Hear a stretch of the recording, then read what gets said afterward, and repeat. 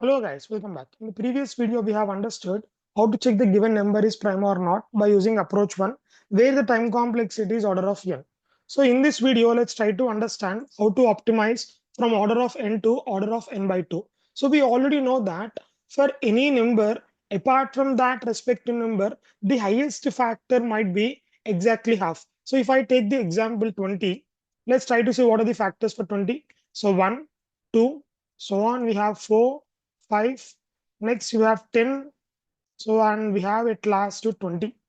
So, these are the factors for 20. So, apart from 20, the other highest factor is 10.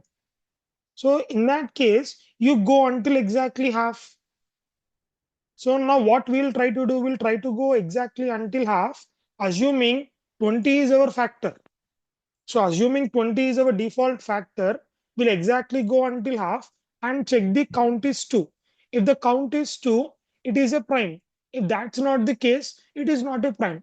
Now let's go to Visual Studio and let's try to write our logic. So already we have this logic which is of order of n. Now we'll try to optimize this code.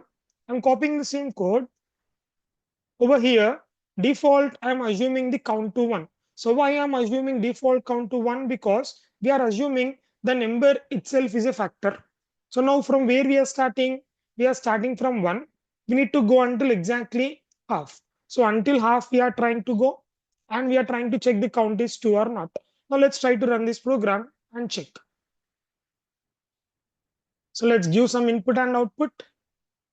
So giving the input to 23, the output is yes. Similarly, let me just give the value 1. So we got the output to no. Maybe let's go for 29. The output is yes. So if you observe here, this code is working.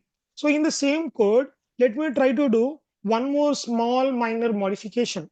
So instead you start from 1 and you also count the value 1. So what if I say ignore the value 1 and also ignore the value number, meaning there should not be any factor in between. So if I consider some number to be prime, I'll remove the value 1, I'll remove the value 17. So meaning that there should not be any factor. So you go until half. If you find at least one factor, it is not a prime. Now let's try to write this logic and observe how we can modify it. So keeping count back to 0. So you're starting from the value 2. So in this between from 2 to exactly half, if you find at least one factor, we know that it is not a prime. So what we can do, even if you find at least one, simply break. So that is how the logic works. So what we have done, you went from 1 to n. So assuming count to be 2.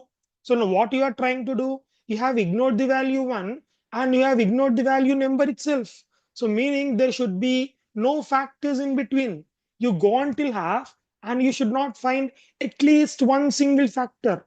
If you find one, just then you got that it is not a prime. Simply break from that respective loop.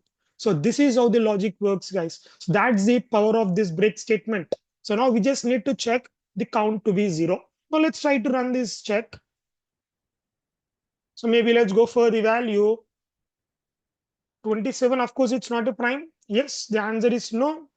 Similarly, I'll go for 29. The answer is yes. Now let's try to observe for the value 1. So for the first approach, we got the answer to be no.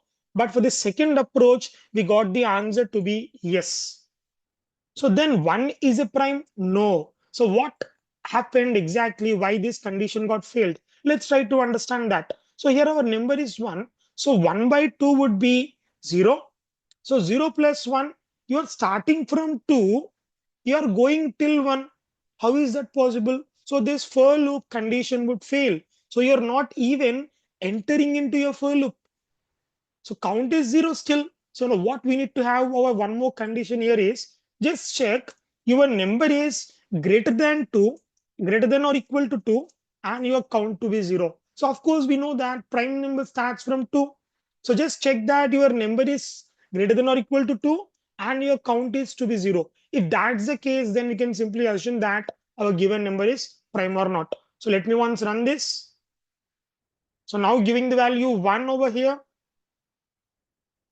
Yes, we are getting the output to no. So let me give 1123. So which is the output? Yes. So this is a prime. So let's try to see what is the time complexity of this program. So time complexity of this program would be, as we are only iterating until half, so time complexity would be order of n by 2.